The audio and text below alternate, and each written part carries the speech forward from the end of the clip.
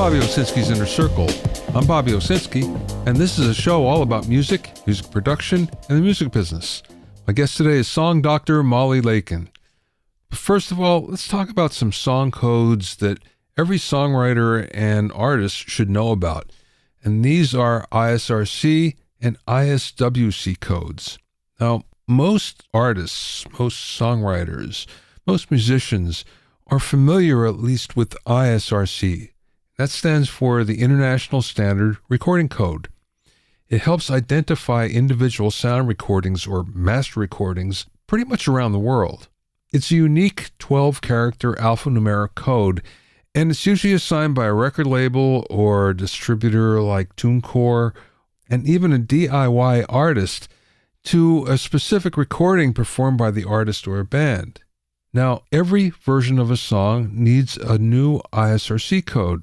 So if you have 5 different edits or 5 different remixes, they each need their own ISRC. That means you need 5 different ISRCs. On the other hand, the code that most musicians and songwriters and artists aren't all that familiar with is the ISWC. That's the International Standard Musical Work Code. This is an 11-character alphanumeric code that identifies individual song compositions rather than recordings. An ISWC is usually assigned by a collection agency, or it could be a publisher that assigns it. It tracks the song title, it tracks the songwriters, it tracks the music publishers, and the corresponding ownership shares, which is really important. Now, unlike ISRC codes, there's only one ISWC code that's assigned to the composition. In other words, there's only one copyright that gets the ISWC. So you can have 5 different covers or 10 different covers, but they still use that one single ISWC code. ISRCs are kind of interesting because they come from a label or a distributor, but you can also get them and assign them yourself. And you can get that by going to usisrc.org. You pay a one-time fee of $95, and that one registration code will allow you to assign up to 100,000 ISRCs per year. And this registration code is yours for life. So ISRC codes and ISWC codes are really important metadata because you have to know them and you have to get them right when you submit everything in order to get paid later on.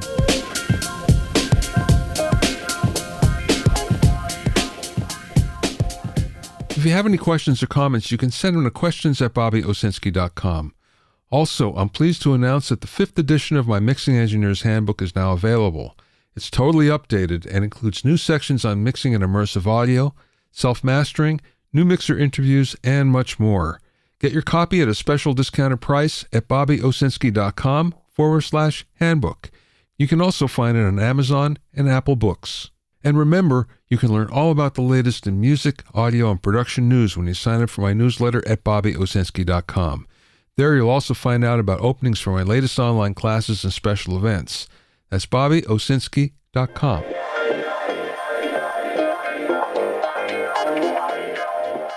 Now, what if you could create a bass line that was so powerful that it crashed computers? Believe it or not, this has been done before.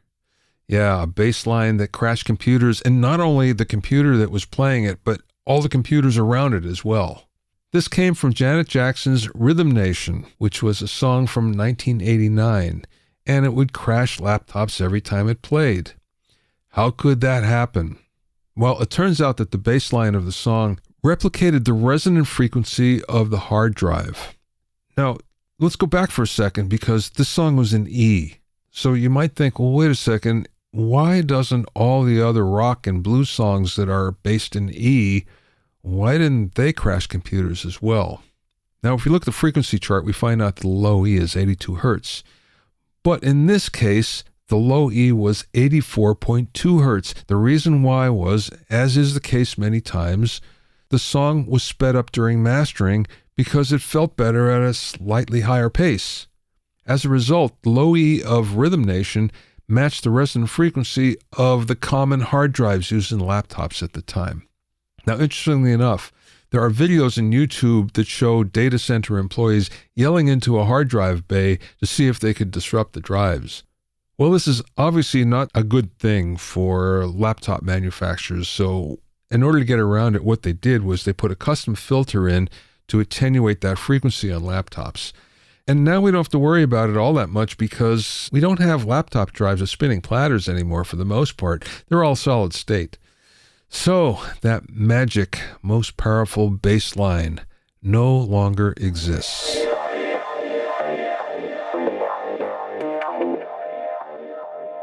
My guest this week is professional song doctor Molly Leikin, whose coaching has helped 12 clients become Grammy winners and another 19 become Grammy nominees. Molly has also been a staff writer at Almo Music, Interworld Music and Chappell Music, and she's written songs for and with everyone from Katy Perry to Placido Domingo to Cher, Tina Turner, Anne Murray, Billy Preston, and many others. An Emmy nominee, she's written themes and songs for dozens of TV shows and movies, including Violet, which won an Oscar. She's also the author of the books How to Write a Hit Song and How to Be a Hit Songwriter, and producer of the bestselling Masterclass in Songwriting, which is a collection of masterclasses she taught at UCLA. Her latest book is Insider Secrets to Hit Songwriting in the Digital Age. During the interview, we spoke about being a staff writer for a publisher, the most common song problems, writing for the current marketplace, the process of creative songwriting, and much more. I spoke with Molly via Zoom from her office in Santa Barbara, California.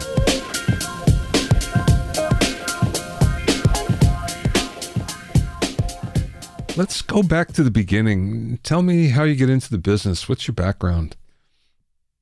When I was in college at the University of Toronto, I learned to play the baritone ukulele. Now, at that time, everybody was rocking guitars, but my fingers are too short to deal with the 6-string guitars. So somebody taught me to play the baritone ukulele, much to the chagrin of all the young women in Whitney Hall, especially in Cody House, because I was playing day and night, and sometimes I hit the right notes, but it's rare. And it was so outrageous. My roommate quit school altogether. And several of the other young ladies on our floor switched to different universities. They just couldn't stand the noise. So I'm used to people saying, "Shut up there." And I was born in Canada, and I lived in a house where radios were for news only. Well, I was addicted to pop music, and I listened to WKBW in Buffalo, New York at night because the airwaves were clear enough so I could hear. And I knew every song, I knew every lyric, I knew every background part, I knew every singer, I knew the DJs.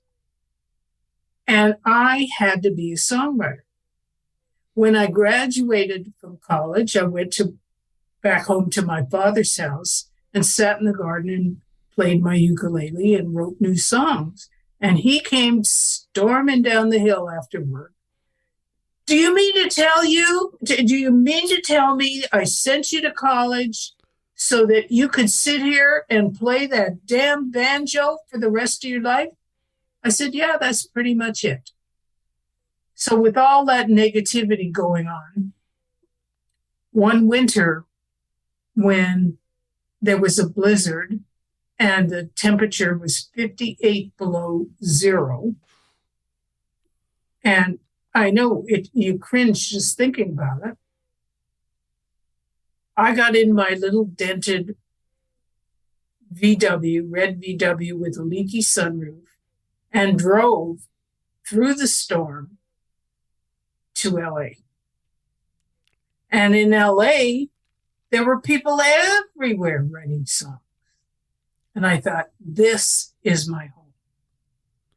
And every Friday afternoon at 3:00 on Hollywood Boulevard, there was an open meeting for songwriters hosted by Warner Brothers Music. And anybody could come, just come. So I went. And every week there was a blackboard with a huge list of which artists need what kind of song. And I always wrote a song and brought it back wasn't right, but the guy in charge was impressed by the fact that I did the assignment. And he switched to Almo Music and signed me there. I mean, total serendipity. Although I'm so driven, Bobby, I think I actually created the opportunity just out of self-will. There's something to that. That's for sure. There is. There is. It's funny you mentioned WKBW.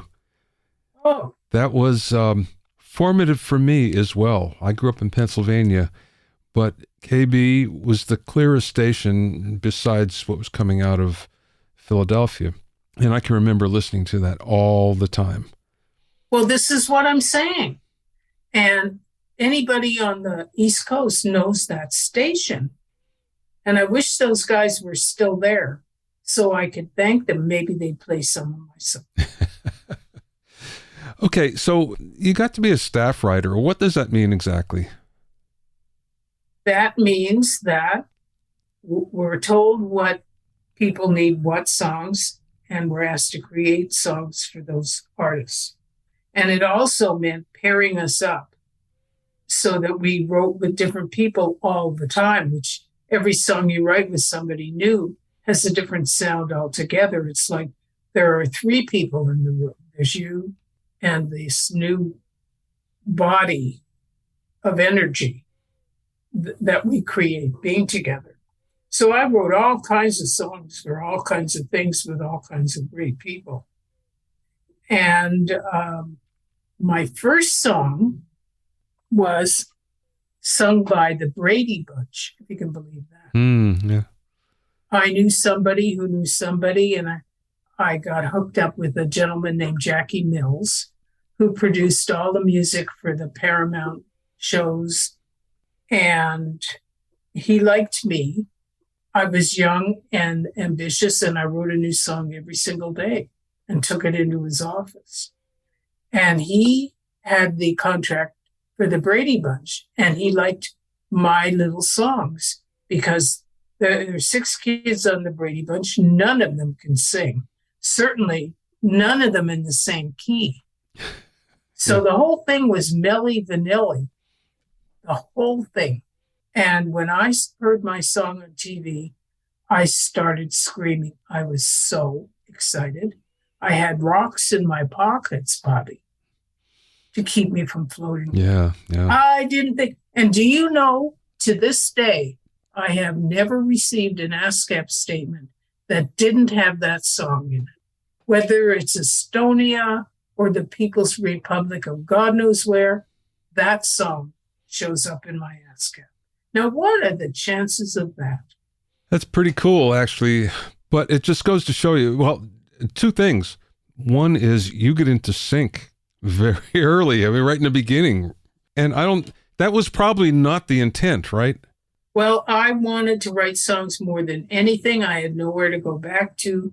I certainly couldn't see myself at IBM with shoulder pads. I'd last maybe long enough to say, please excuse me, I have to go to the ladies' room. And then I'd just walk out. So I am where I'm supposed to be. I know that. You're known as a song doctor. And I'm curious, what does that entail? When people come to you, what are the problems that they normally have that you have to fix? When people come to me, I review their material in terms of the marketplace. So you may have the most gorgeous ballad, and who's looking for ballads now? Everybody wants rhythm, rhythm, rhythm.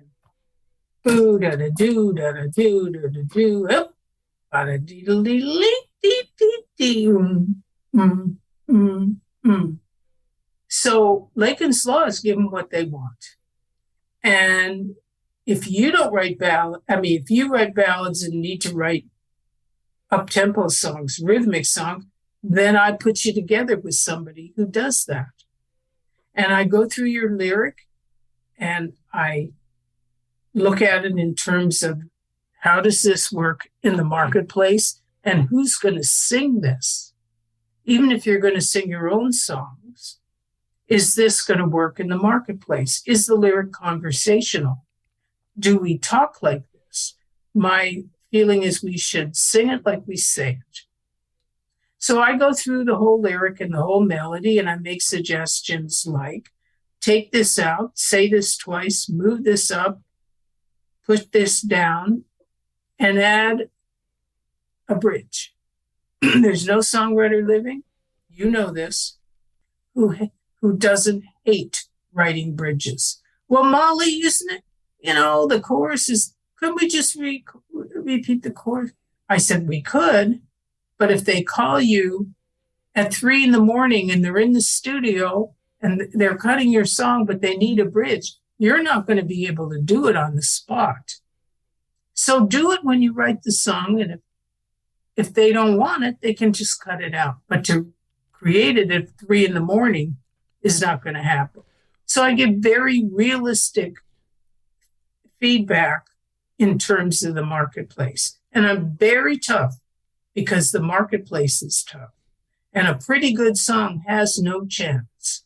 It's got to be a great song, and it needs to be hooked up with all the folks looking for what you do. And I know everybody, they know that if I call them up and say, hey, I want you to hear so-and-so, they listen. I'm like the E.F. Hutton of the music business.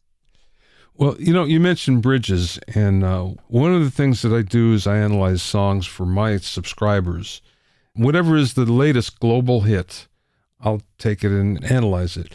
One of the things that's happened in recent years is the disappearance of bridges, or what will happen is there's a chorus that there's a breakdown, there's something a little bit different that acts as a bridge. So how do you deal with that then? Well, my feeling is that the more changes melodically and rhythmically in a song, the better. People have ADD. People want it now, now, now, now. They're on the freeway. They're stuck there for 2 hours twice a day, and they want to just rock out on the way home. Either that or kill the guy ahead of them. So the more rhythm and the more changes you can put in the melody, the better, because the audience is looking for surprises. I feel that on a scale of 1 to 10, most of us live our nice lives around 5 or 6. Nothing terrible happens, nothing wonderful happens, just a nice 5 or 6. But when we listen to music, read books, go to football games, play video games, we want a plus or minus 15, the best thing that ever happened or the worst thing that ever happened. The ultimate of extremes. And what you're describing helps us do that. We feel we're walking around missing the top layer of our skin, and we want instant gratification now, and we want it to keep surprising us constantly and forever. It's funny. I had an actor friend that would always tell me, hit movie is really easy because all you have to do is make the audience laugh really hard once and make them cry really hard once.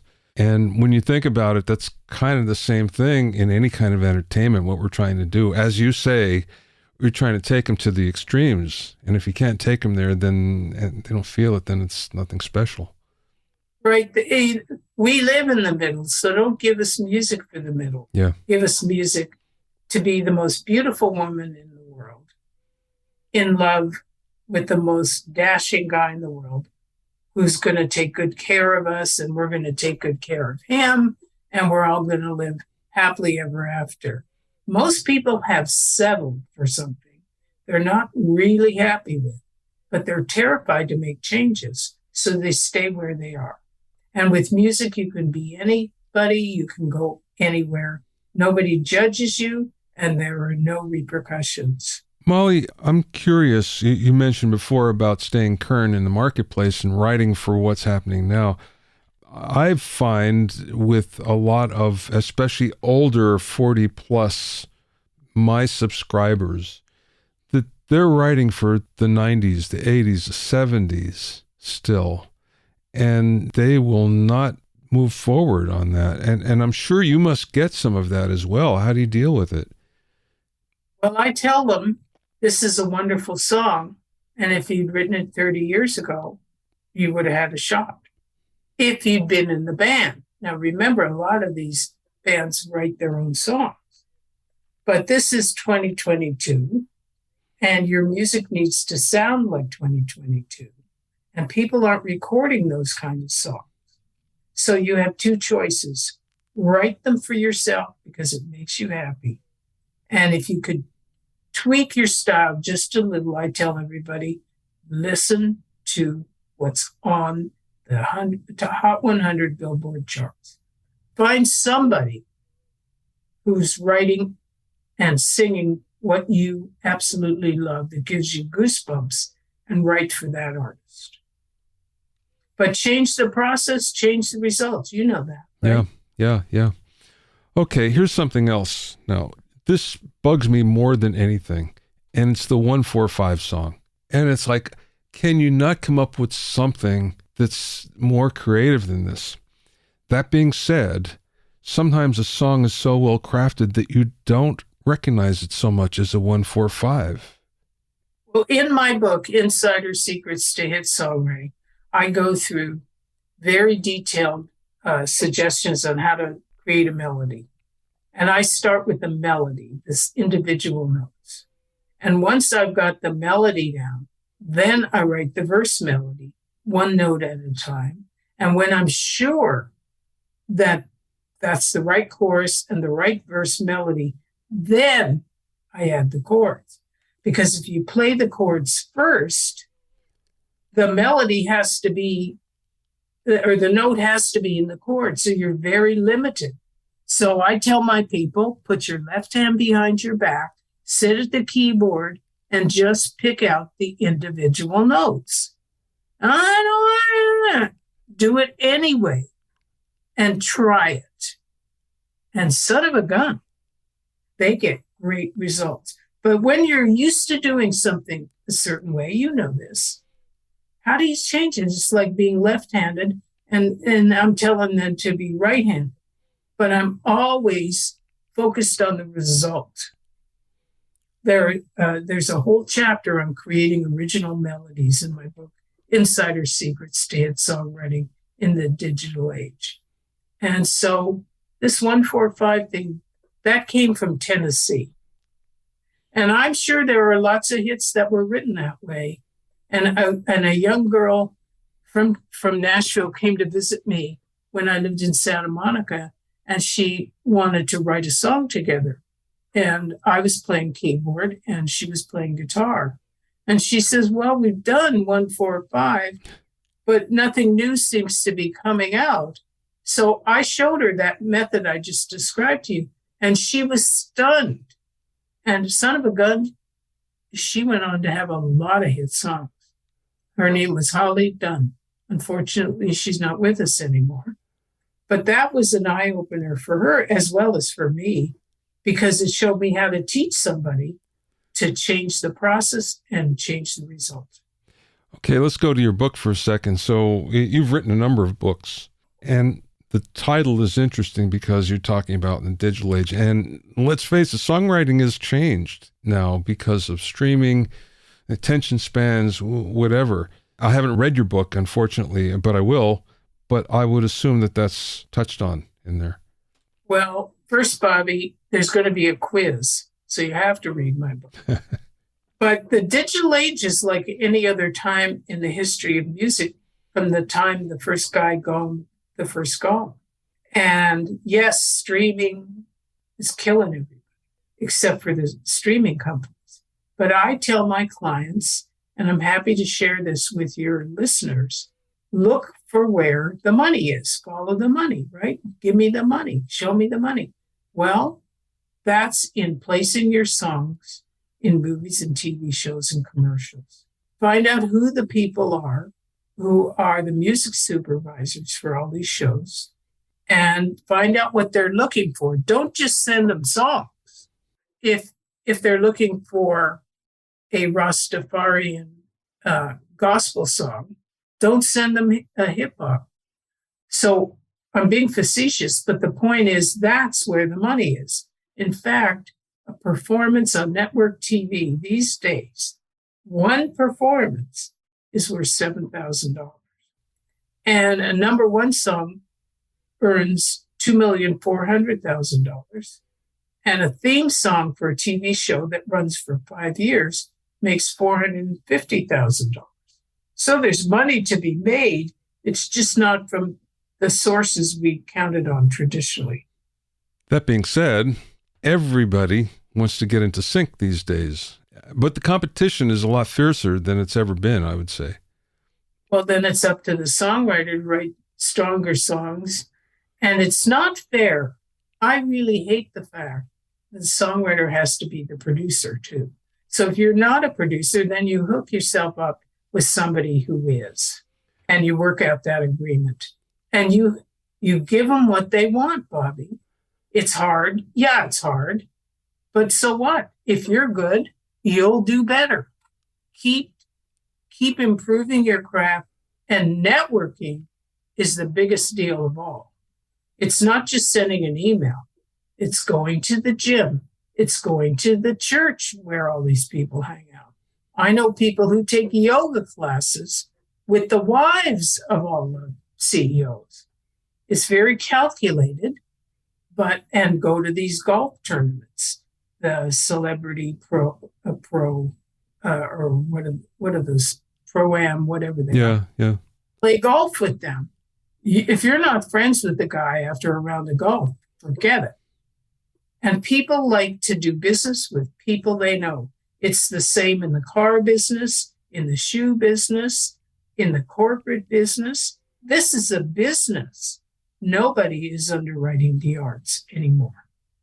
So if it's tough, you got to be tougher. You know, you just mentioned about songwriter having to be the producer. That being said, there's so much production that's being done that's based around loops and samples, which is... I hate that. Yeah, me too. I mean, it's self-limiting right away. I mean, how much can you do with just static chord changes, if there are any? So when someone comes to you that wants to do that, what do you tell them? Well, I have a producer I use for my own songs, and I hook them up. And if the producer thinks that he could do right by the songwriter, he accepts the gig. And if he can't, then he'll help me find somebody else. But I'm not looking for loops.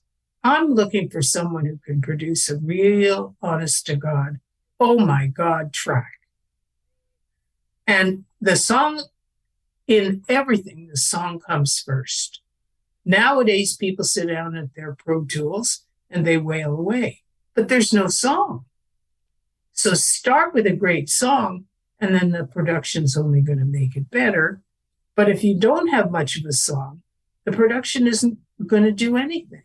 So people are expecting their production to save the song. Well, it doesn't work that way. Molly, I couldn't agree with you more. But the problem I see here is the fact that most of the hits are based on loops. And when you have songwriting camps, that's what they're doing. It's who can, bring the best beats in. It's going backwards on all this. Well, in some cases, yes. The kind of songs that I champion are pop songs and new country songs. And the dance people, hallelujah, you go do your dancing somewhere other than in my office because I don't know that market. Country songs have great melodies, sing-alongable choruses. I defy you to listen to the songs on the Hot 100 Billboard Country chart, Bobby, and not sing along immediately with every single one of them. So it starts with a killer chorus. When I write a song, I always write the chorus first, one note at a time. Then when I have my chorus, one note at a time, I go to my verse, one note at a time, and then I add the chords. But the whole time, I've got and I do, and I love you, baby, baby, baby. I joke with my clients that I speak songwriting in every language. In German, it's Achtung, baby, baby. In Spanish, mi amor, baby, baby, baby, French. It's always baby, baby, baby. Maybe if you use something other than baby, baby, you'd have a stronger song. Yeah, right. I get it. Okay, where can people get your book? My book is available at Amazon.com, and it's also available at the Simon & Schuster website. Could they get it off your website as well? Yes, you can get it at my website, which is songmd.com. And I'm very proud of this book. I love it. I've written lots of others, but I love written it. I'd be in line in the rain to buy it. Yeah, it really sounds like something that hits the heart of what most people are looking for. Well, thank you. It does. And I appreciate your enthusiasm. Is there one thing that people don't know about what you do that you wish they knew? Well, I wish they knew that I am a nurturing critique. I give a nurturing critique. And I want you to be as successful as you want to be. But I will always tell you the truth. There are plenty of people who will tell you you're a genius and take your money. But I want to make sure that when you come to me, you leave feeling excited and hopeful, and that you have information that you got from our consultation that's going to make you happy and inspire you to greatness. Is there one major problem that you see from songwriters if you're just to take a bunch of songs or through your career? Is there one problem that keeps on popping up? One problem? Do you have 3 or 4 days? I find that successful people, doctors, lawyers, businessmen, people who are really successful in their field want to be as good at their new career as they are with the predominant one. So they don't want to go through the learning curve. They don't want to play Twinkle, Twinkle, Little Star. They want to play Tchaikovsky straight out. They don't want to learn to write a verse and a chorus. They just want a hit song. They want to be able to write songs at the same level they are in their main profession. I have radiologists. I have ophthalmologists. I have every ologist in the world as clients. And they're constantly frustrated that, what do you mean? Don't they know me? They're well known in their field, but they're beginners. And what I take from that is you have the success gene. You have the motivation, and you've been good at something, you've been great at something else. So we can translate all of that to songwriting, but first you have to learn your craft. Once you learn your craft and you write a song a week and you listen to the top 40 every single day, you're going to be in line for anything you want. How long did it take you before you felt that, you know what, I got this. I know the craft. Because I've heard different things. I've heard some songwriters say, well, it was 100 songs, but others say, oh, it's less than that. What was it for you? Well, my first song was from the song cycle about Fig Newtons. And I had 12 of them, and I couldn't understand why Joni Mitchell and Carole King weren't just grabbing them and putting them on, and they released them as single. So I learned, I wrote with lots of people who were more successful than I was. They taught me what a hook was. They taught me what a storyline was. And when I was a staff writer, I was asked to teach a songwriting class at UCLA. And I said, what do I know about teaching? Well, I found out really quickly. And my first class at UCLA, Cheryl Benteen from the Manhattan Transfer was in the class. Look at her. She learned the basics of songwriting and took off. I also had 3 lawyers from Loeb & Loeb, the most prestigious entertainment law firm. They're sitting in the front row. They didn't want to be partners in a law firm. They wanted to be songwriters. So if they were going to be that passionate, I felt it was my responsibility to teach them a little at a time so that they could shine. And they did. That says a lot. And they also, every one of them came to me and said, gee, could I come to your house and have a private lesson? And I thought, oh my God, sure. And I was saving up to buy a house. And I launched my Songwriting Consultants Limited and bought the house. Yeah. Well, very cool, Molly. Is there something that I didn't ask you that maybe you want to talk about? Yes. In my book, Insider Secrets to Hit Songwriting in the Digital Age, I interviewed 10 of the A-listers in our business today. They include Tim Whipperman, the publisher's publisher in Nashville. He's got the biggest job in music in the USA. Great guy, great ears, knows how to deal with writers, puts people together, and his success stories are endless. I interviewed Jim Andron, who's made a career out of writing jingles. I interviewed Patty Silversher and Michael Silversher, who have written children's music all their lives and are the most successful children's songwriting team since the Sherman Brothers. Now, we were all trying to be pop songwriters, and they decided they were going to do children's music, and man, have they ever done it. And they have great tips for all of us. There are lots of other people I interviewed, including J.P. Sachs, whose song was nominated for a Grammy. And their advice is just fantastic. So for $17.99, you can have a songwriting career. Last question, Molly. What's the best piece of advice that you learned along the way or maybe somebody imparted to you? Don't ever rely on somebody else to be as passionate about your success as you are. You are responsible for you, and go after it. You can find out more about Molly, her services, and her books at songmd.com. That's song, S-O-N-G, M-D, all one word, .com. Thanks for listening and being in my inner circle. Remember, if you have any questions or comments, you can send them to questions@bobbyowsinski.com. Remember that you can learn all about the latest in music, audio, and production news when you sign up for my newsletter at bobbyowsinski.com. There, you'll also find out about openings for my latest online classes and special events. That's bobbyowsinski.com.